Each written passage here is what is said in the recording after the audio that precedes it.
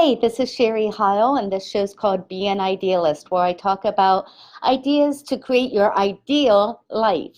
Today, I want to talk about the number one threat to creating your ideal life.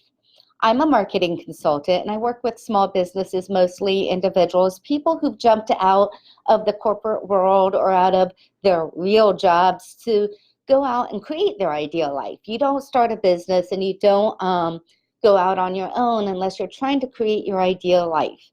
Too often, I've seen many of those people go back to that comfort zone of the real job and the steady paycheck. And I have seen it so often, I've noticed patterns, not only of my clients, but also within myself as I'm out there creating my own company, being on my own, depending on myself for a paycheck and trying to create my own ideal life. So these are patterns that I've seen. These are things I've seen to overcome some of this big threat that we're going to talk about. I want to start with a quote. Um, I did not write down who said the quote, so if you tell me in the comments, I'm going to give you a big thumbs up. But the quote is, "One does not discover new lands without consenting to lose sight of the shore." So today we're going to talk about discover new lands, right? We often, when we say we want to make a change, when we want to start our business, when we want to go out on our own, start freelancing, whatever it is we want to do to create that ideal life, we set out, right? We jump in with both feet, we start swimming, and then we get scared and we want to turn around and get back to the comfort zone of that shore. Why do we do that? Why do we jump in, turn around, and then have that resistance and say, no, I got to go back to the shore? Well, we have doubts, right? So if you jumped in and you knew you were a strong swimmer and you knew you could swim out there, maybe you won't have those doubts. But if you didn't know you were a strong swimmer and you had to kind of like believe in yourself, that would be much harder to keep going. So oftentimes we have this doubt in ourselves and our ability to learn and our ability to take on that extra work and our ability to adapt and to change. And I saw this a lot in 2019 with a number of my clients. I heard the words, "Oh, I'm too old to learn." I actually have decided that the second I hear that from a client, I'm going to stop working with them because that means they're not going to go any further. So you've got to believe that you can learn. You've got to believe that you can change. You can't have that doubt that you can't change, because if you don't change, if you don't learn, how are you going to grow into the person that gets to create your ideal life?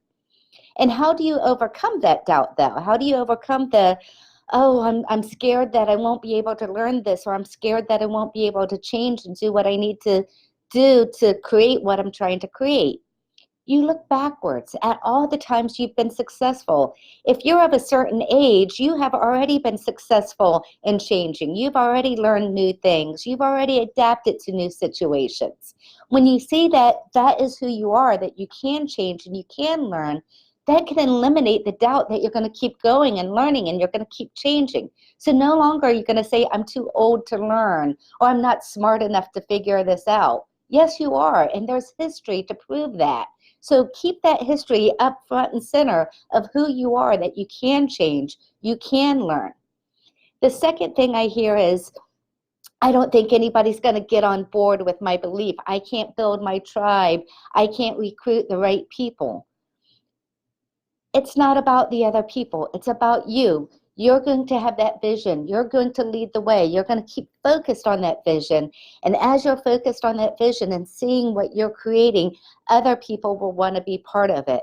You're not out trying to sell people to say, "Hey, come do my vision with me."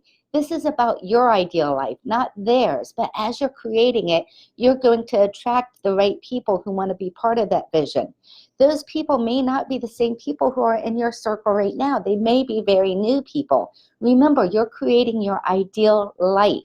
That may be something than the life you have now, which means you need people that are not in your life yet.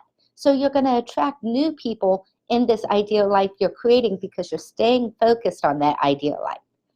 The third, and this one I have found for me the most detrimental, is when I think that other people are doubting me. And what I've learned is when I feel doubt from other people, or when I imagine doubt from other people, because 90% of the time it's in my imagination, right? When I imagine that doubt coming from other people, I get really focused on what my goal is and what I'm targeting. And I tell myself, I'm too busy to deal with this doubt. Don't have time for it. And I just keep focused and building on what I want to build. So 3 things then, right? 1, remind yourself of your past successes. You can do it. You've done it before. 2, build your tribe of new people who you attract by staying focused on what you're building. 3, stay too busy for doubt. Go out and discover new lands. Hope this helps. Have an ideal day.